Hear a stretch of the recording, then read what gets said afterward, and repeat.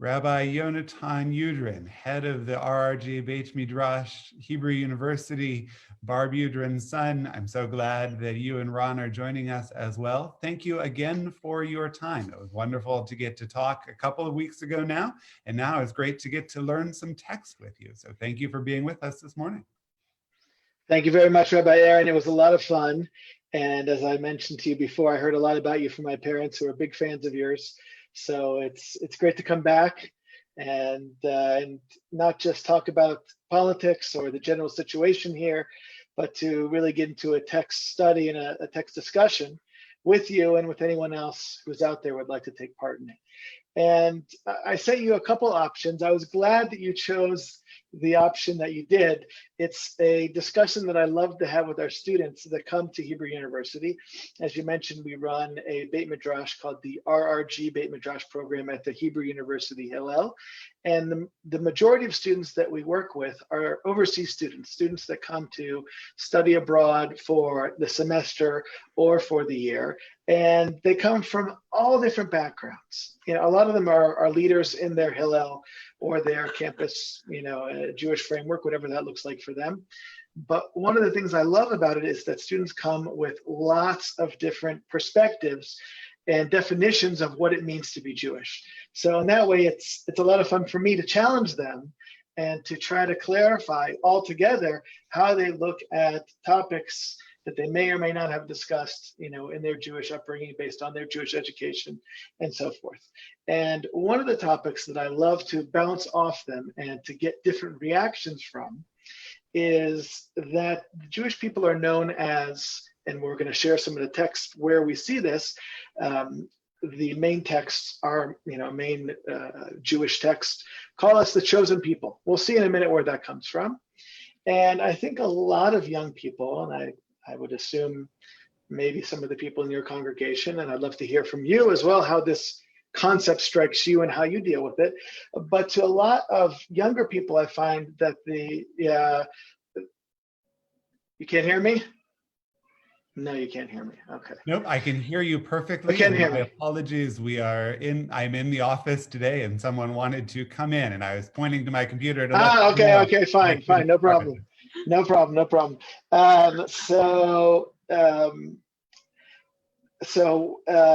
way that the idea of being the chosen people strikes a lot of the young people that I work with is challenging. They might even find it to be racist. They might find it to be belittling to others. And they might find it that if I call myself the chosen people, if I'm a part of a group that calls ourselves the chosen people, well, what does that say about everybody else? So it's a challenging concept for a lot of the young people that I deal with. So I like to talk it out with them, hear their objections, hear their challenges, and try to see, at least from some text, what it means when we say the chosen people. So at least we're speaking on the same level, because a lot of the times, if you and I seem to agree on something, well, maybe we have a different definition of what that concept is. So if we clarify and define how I look at it versus how you look at it, maybe we wouldn't have the same kind of argument about it. We might, and it would be interesting actually to expose different perspectives on this. I hope we are able to do that. That's the fun of being in a Beit Midrash is a certain respect and appreciation for opposing opinions. So I hope that we come across some points that we do, you know, agree on, Rabbi Aaron, and maybe we'll even disagree a little bit as well. So before I go into any of the text, well, maybe we'll do this. How about I'll just share a few of the main basic texts. And then I'd love to hear your perspective on how you deal with these things and how you would describe these texts in your framework and to your congregation. Does that sound okay?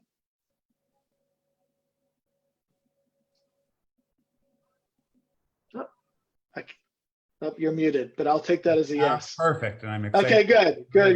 Okay, well, good. So let's do that. Here we go. So, and now I'm going to try to share screen with everybody. Okay. Here we go. Okay, so just a few biblical texts. I always like to start from the beginning. Here we are in Shemot, the book of Exodus. And I'm going to just read it in English here. Number 1, I'll try to highlight this. Exodus 4:23. And you, Moses, should say to Paro, thus Hashem says, Israel is my firstborn child. Okay, just to put this in a framework, this is when Moses is going to Pharaoh and Moses says, let my people go. And Pharaoh says, I don't want to. The 10 plagues, all of that context and framework. So here, God tells Moses, Israel is my firstborn child. Okay, so firstborn child has a certain connotation, a certain relationship, a certain exclusivity to that relationship, a certain uniqueness to that relationship. So that's the first time we see that the Israelites are designated in some way unique or different or differentiated from other nations, that we are the first. Okay. Number 2 is the end, the book of Deuteronomy, the 5th book in the 5 books of the Torah.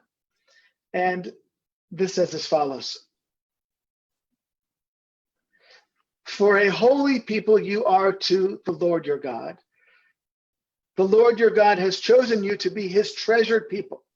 The phrase is actually Am Segula, which is a difficult phrase to translate. But just to keep things simple, we'll call it the treasured people as it translates it here. Out of all the peoples on the face of the earth. So here we see even more specific language that not only are we the firstborn amongst the children of God, but we are a treasured people, separated and unique by God.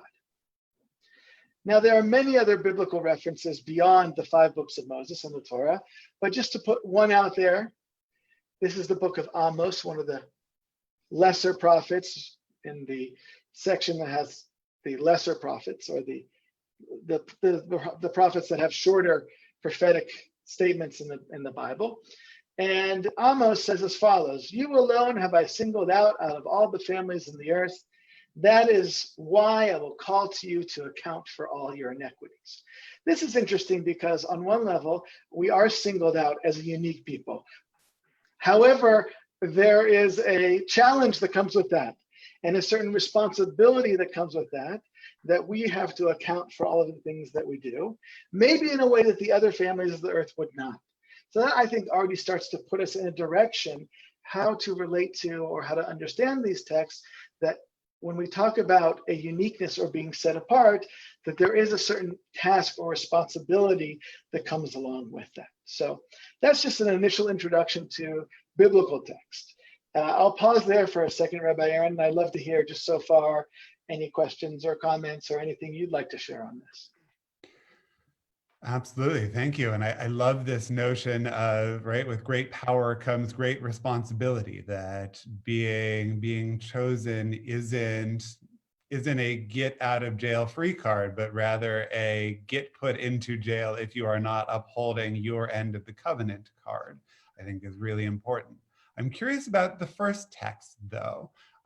It doesn't often work out well for the firstborn child in the biblical text, right? It's always the second son who seems to get the better end of the deal. Perhaps this is some historical foreshadowing for us. That's a very interesting point. And one of the things I love to point out during studying the book of Bereshit is that there is no firstborn child in any of the book of Bereshit that gets his special status, his double portion.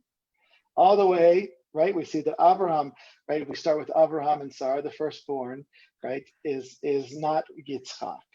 And so the firstborn does not go to, Abraham has a second wife, he's married to Hagar, and Yishmael. So Yishmael is technically the firstborn, but he doesn't get the firstborn rights. It goes to Yitzhak. Yitzhak and Rivka have their children, and the story of Esav and Jacob. Esav is technically the firstborn there. However, he doesn't receive the firstborn either. So and it continues, and it's a very strange kind of it's a strange kind of format. It seems like the Torah almost wants to uproot that kind of that system of the firstborn, that kind of caste system in a certain way, and to put it in another kind of framework, that just because you're the firstborn doesn't mean that you are going to be the continuity of what the Jewish people are and who they become. So yeah, absolutely. That's a very interesting point. I'll have to think about what that means there, but I guess my understanding of here is to point out some sort of unique relationship. Just on that same theme, by the way, the Jewish people are understood, at least in rabbinical terms, to be the last of the 70 primordial nations. So to call us the firstborn is also strange in that context. What do you mean the firstborn? He's the last guy that came in the room. Why is he called the firstborn? So, as you said, with special, within that relationship comes special responsibility, and that's definitely the way that I relate to it as well. So, should we see a few more texts on this and to kind of see how this unfolds and see the way that different thinkers relate to this? Please, let's do it. Okay, great. So let's see. Now, rabbinic texts take this idea and explore it and take it to kind of clarify it is probably the best way to articulate that. And let's look at number 4 here. The Midrash Tanhuma. Midrash is a text that comes to us from the rabbinical period, probably from between year 0 and 200. I think the Midrash Tanhuma is from that early rabbinical period, CE. So we're looking at not, kind of the first period of interpretation of what we call really the Torah Shabbal Peh as we understand it today. So the Midrash Tanhuma says as follows: Rabbi Yossi ben Shimon said, "Before you stood at Sinai and accepted my Torah, you were called Yisrael, as all the other nations are called by specific names. But after you accepted my Torah at Sinai, you were called my people." Now, I think what's interesting about this text is, and we're pointing ourselves in a very specific direction here, is that we had a uniqueness, an identity, like all the other nations beforehand. But that acceptance of the Torah, that ethical monotheistic vision that we took on at that point, that really brought us into this specific and unique status. So from that point onward, we kind of take on this new identity, says the Midrash, of being my people, which I think again points to what you were sharing as having a sense of responsibility. Only when we get this code, these very specific ethical laws that relate to all facets of life, are we called my people. And so therefore, I think also it implies that we have something to give to the world, something to share to the world. I think that's something that we want to articulate a little bit more as well. But that I think is a good articulation of the way that the sages further that initial perspective that the Torah puts out there. Only from the point that we accept the Torah do we get this special and unique status. So far, so good? So far, so great. Okay, great. Now, I want to make sure we get to this text. And I think it's a very important text.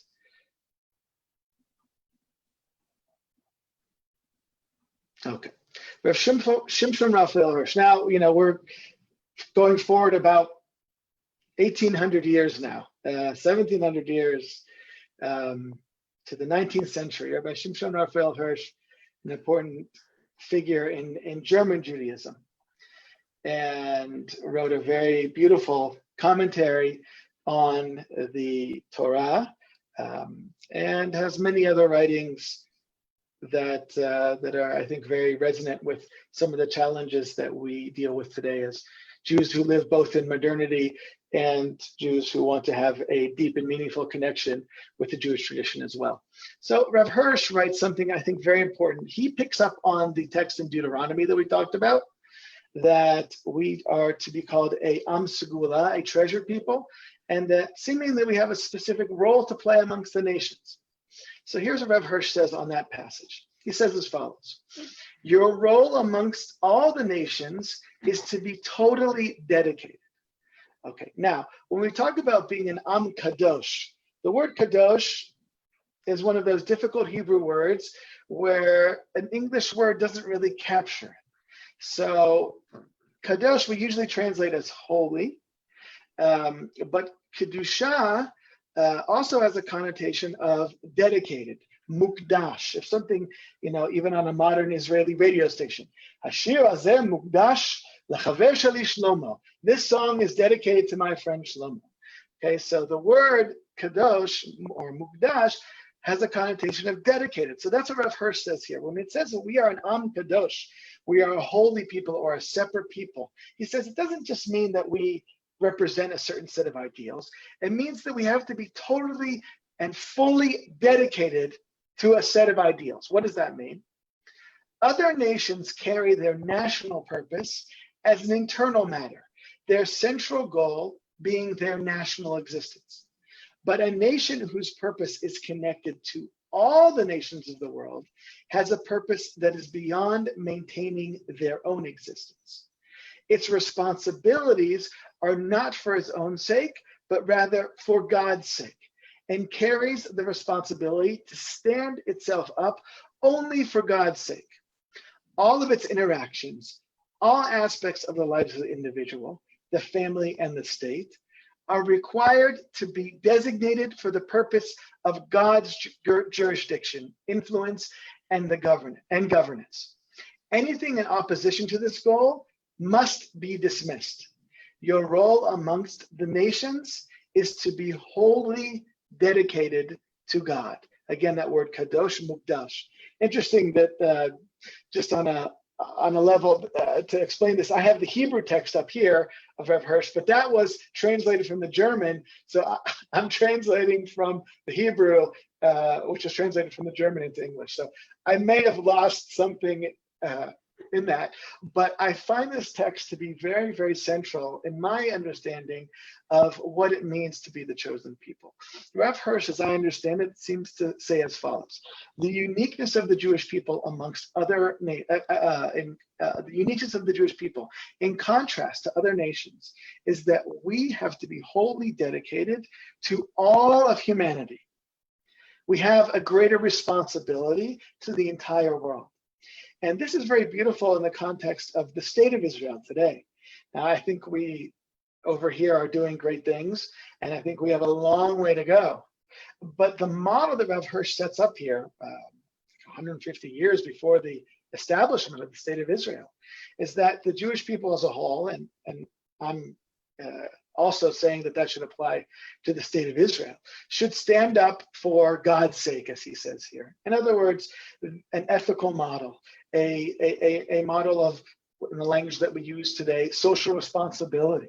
We have to be a shining light to the world of how to treat one another, how to set up a government that expresses God's values to the world, and not just for our own sake. That's a vision, as the prophets share with us, that it should extend to the whole world, to be a light to the nations. That's our greatest export, as great as it is that we are the high-tech nation, and I know people that are doing amazing things in Israeli high-tech. That's fantastic. But our greatest export should be our values, our commitment to greater social good and social justice and ethical values to the world. So just to get back how we translate that into being the chosen people. So being the chosen people in our modern Western conception, because we live in a rights-based world, or especially the Constitution, and from an American perspective, we're talking about rights, the Bill of Rights. So the Torah doesn't have a Bill of Rights; it has a Bill of Responsibilities. We are supposed to be responsible for ourselves and the rest of the world in these 613 very specific ways. And when we talk about being chosen, it's being chosen towards responsibility. It doesn't mean we have more rights. It means we have more responsibility. We have to take on more to make sure that we are doing things properly, so that we are illustrating to the rest of the world how to live a proper ethical lifestyle. That's a big responsibility and a big job. And I think that that was given to the Jewish people. Some individuals do illustrate that beautifully. Some of us don't. We're a people like any other people, and some do a better job of illustrating that than others. And we see some very, very righteous non-Jews in the world. And I've been blessed to be able to have relations with very righteous non-Jews. But as a whole, the Jewish people, according to these texts that we're sharing here, have a specific role, an ethical role that we have to the entire world. And I just want to share one quick story, and then I want to turn this over to you or anyone else that would like to give any input about that. I don't remember the specifics, but the story goes as follows. There's a young woman who is really misbehaving in school. Her teachers are all upset at her. She's not, performing well at any of her tasks. So her parents decide that they're going to bring her to a psychologist. Maybe there's something wrong with her. Maybe they can do something to help. So they bring her to a psychologist, and the parents are describing the challenges that she has in school. She can't sit down. She's very disruptive. She's not learning. The teachers are not appreciating her. This is what's going on. So the psychologist says, I'd like to step out of the office with you for a second. And as the psychologist steps out, puts on some music in the room, and the child is left inside the room. So the parents are standing out with the psychologist, and they say, yes, what would you like to share with us? And they say, I'd like you to look in the window for a second while I'm playing the music and just look at what your child is doing. And they look in the window and they see the child, when the music turns on, she starts dancing. And she starts, really getting into a very elaborate dance inside the office. She doesn't know that she's being watched. So the psychologist says to the parents, the problem isn't your daughter. The problem is the framework that she's in. She's a dancer. That's who she is. And that's what she has to express to the world. You have to let her be a dancer. So upon understanding this, the parents then supported her, took her, brought her to a fine arts school, and the story goes that she became a world famous dancer. I wish I knew the name. I don't know if the story is true, but it's a nice story in any case. But I think it illustrates, at least for me to a certain point, the Jewish people who we are. We have a specific task as a nation. We are dancers, so to speak. We are embedded into our spiritual being as a Jewish people. We have a gift to give to the world. And that's what the Torah calls being a chosen people. It's a responsibility that we have. So one could say that sounds racist. Okay, but then if one runs away from it, then one runs away from a certain responsibility and gift they have to the world, just like that dancer. So we have to embrace the fact that we are dancers and that we have something unique and beautiful to give to the world. That doesn't mean we're better than anyone else. It doesn't mean that other nations don't have specific roles. And it doesn't mean there aren't righteous non-Jews in the world. But it does mean that we have a vision and a passion to bring an ethical model to the world. And when we look at what's going on in the world today, and obviously I'm watching very closely what's going on in America, just like everyone in the world, with a very broken heart about what we're seeing, and understanding that there is a need to bring forward values that the Torah, in its essence, teaches about the sanctity of the human being, the sanctity of life, the way that we treat and look at others. Those are values that we have to share with the world, that the world has not learned them. And I think as the Jewish people, along with the righteous non-Jews in the world, have a responsibility to teach these to the world. So my appreciation of this and my relationship to this is chosen people means responsibility to teach these ethical teachings that have been passed down to us for the last 4,000 years, to teach these to the world. What that looks like, how we apply them today, that's all a discussion that, I'm sure we could get into on the practical level. And it would be interesting to have those discussions. But that, in broad strokes, is the way that I relate to these texts and try to share with my students, our relationship with these texts. So I'll leave it there for now. Maybe Rabbi Aaron, I'd love to hear if you have any thoughts on this or anybody else. Sure. I absolutely love this text from Rabbi Hirsch, and this, and it brings to mind another, not a rabbi, a professor, unfortunately, at the University of Michigan, but no one's perfect, Leon Kass, who writes a book called the beginnings of wisdom, where he envisions his read of Breshit is that of a funnel. God starts off with a very wide scope. Let's try to do this with everyone. Okay, that didn't work. Let's try this with Cain and Abel. Okay, that didn't work. Let's try this with the generation of the flood. That didn't work. And eventually, Abraham and his descendants become the symbolic or moral exemplars to serve as Or Lagoyim, right? And this notion that we do have a responsibility for what that behavior looks like.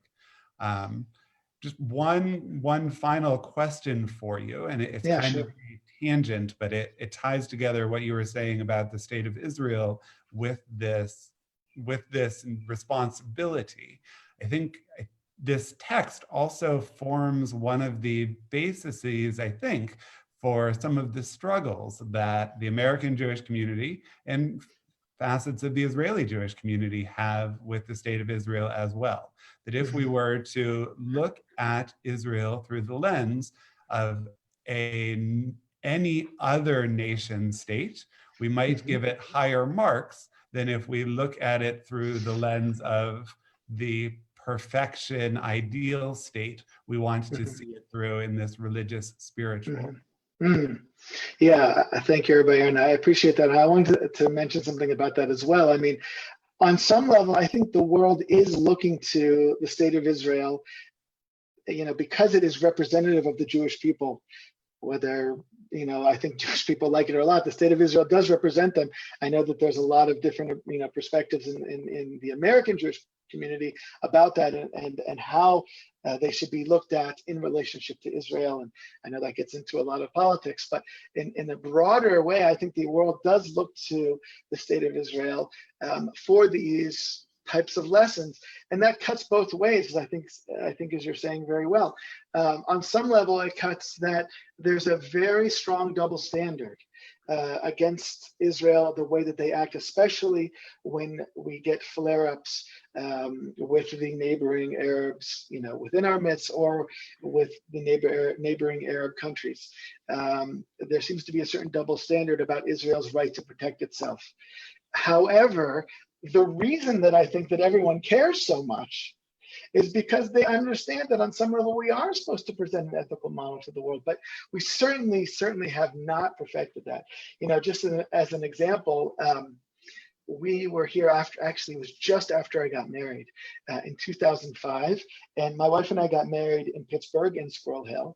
And 2 days after the wedding, we wanted to make sure that all of our family could be there, and it was a very beautiful event to have our family and their friends there in America. But 2 days later, we got on a plane and came to Israel. I had already been living in Israel, and my wife had not been living there yet. So we get off the plane, and it's the summer of 2005, and it's during the Hitnatkut. It's during the Israeli withdrawal from Gaza. For those who may not remember the details of it, Israel had about 7,000 Jews living in the Gaza Strip in different settlements in that area. And Ariel Sharon in 2004 decided that he was going to pull out all of the Jewish communities from the Gaza Strip and hand it over to the Palestinian Authority at that time. This was before Hamas took over the Gaza Strip and turned it into what we have today.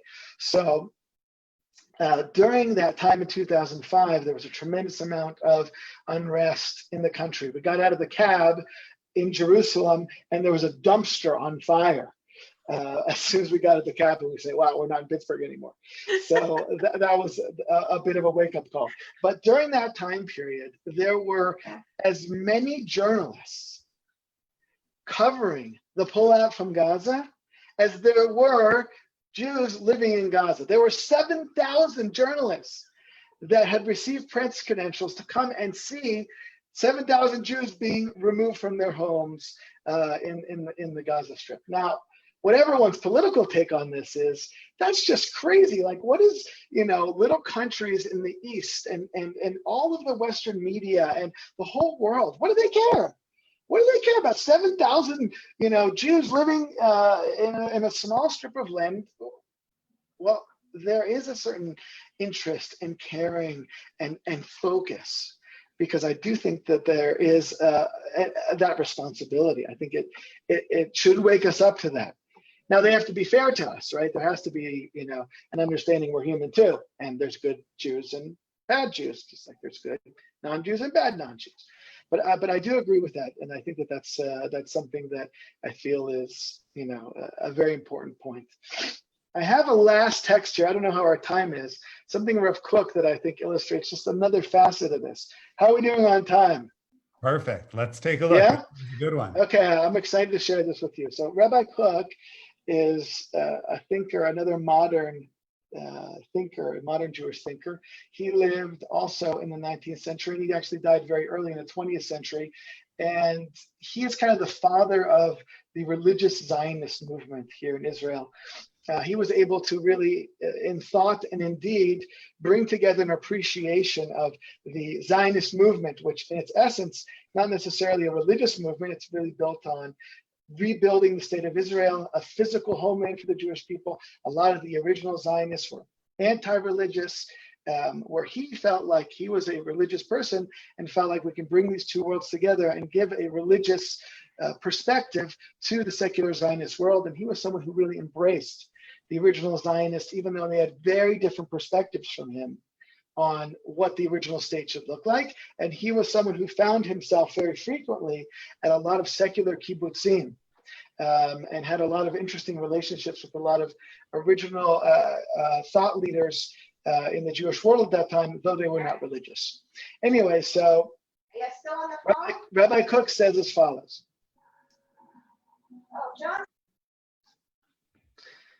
God performed an act of kindness for his world in not putting all talent and wisdom in one place, not in one person, not in one nation, not in one land, not in one generation, and not even in one world.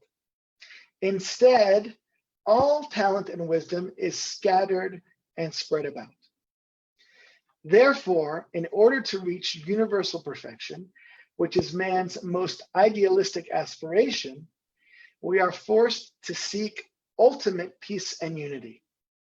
While the treasure of wisdom is secretly buried within the Jewish people, in order to unify the entire world together with it, the nation must be flawed and deficient in certain wisdoms. Therefore, the Jewish people must be open to being influenced.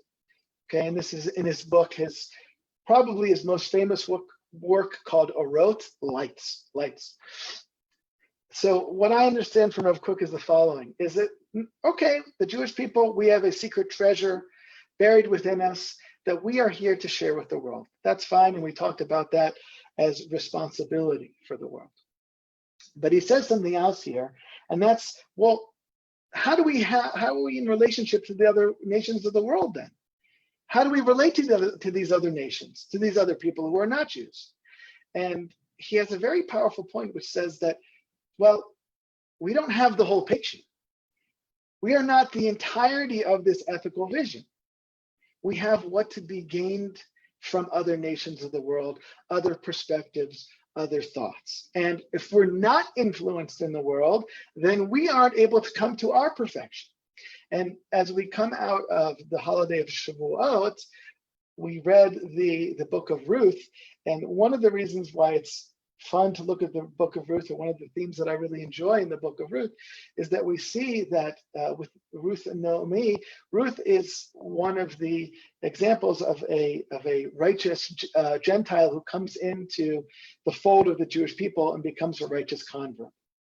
And based on her righteousness and her goodness, we see that the seed of King David comes. Well, we understand, at least in rabbinical text, that the future that we're dreaming of, that the rabbinical texts point us towards, this kind of idealistic utopian future of what those texts are pointing us towards, a world where there is a sense of harmony, a world where there isn't the type of racial inequities that we're seeing right now in the US today. There isn't that type of violence. There's a sense of working together in harmony. So that only comes through an outsider. Without Ruth, without our righteous converts, we can't get to where we get to on our own. So I love this text because it illustrates the need to represent an openness towards others and appreciate that there might be other things that we need to let in. Now, that doesn't mean we're wishy-washy and whatever another perspective is, we have to accept it. We can have open debate and discussions about values. That's what the Talmud is. It's just a whole thousands of pages of debates over values. We can have those debates and discussions, and there might be facets of other traditions that we would agree with and other ones that we might not necessarily agree with. But we have to remain have an open stance towards others and let those opinions in and chew on them and kind of see how they integrate and how they fit in.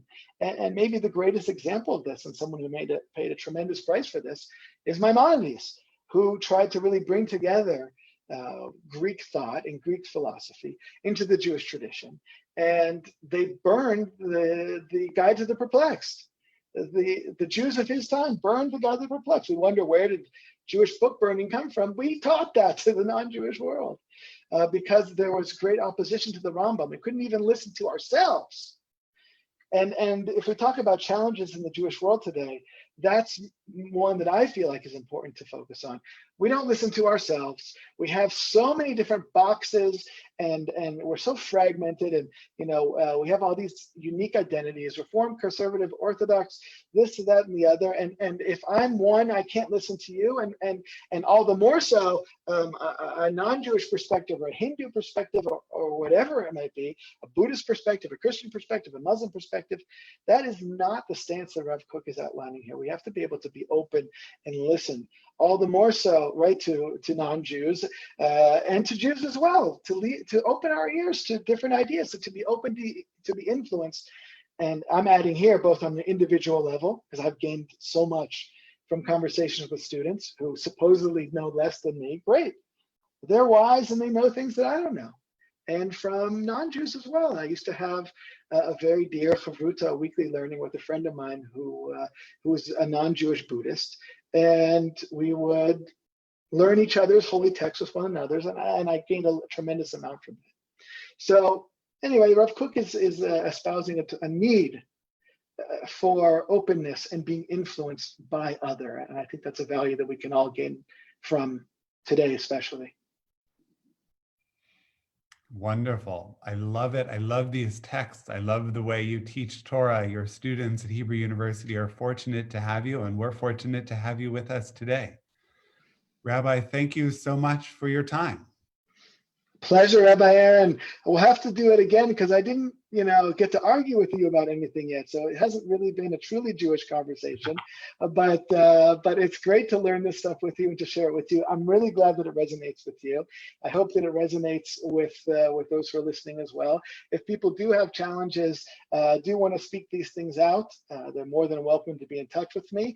If people want to find out more about what we're doing at Hebrew U, they can find us on any of the platforms at the RRG Beit Midrash. You can find us on Facebook, online, Instagram. We have on YouTube. We have some teachings on there that people can find if they're interested, and they can also find my contact information there. So happy to follow up with you or anyone else, Rabbi. Thank you very much for the opportunity. Thank you.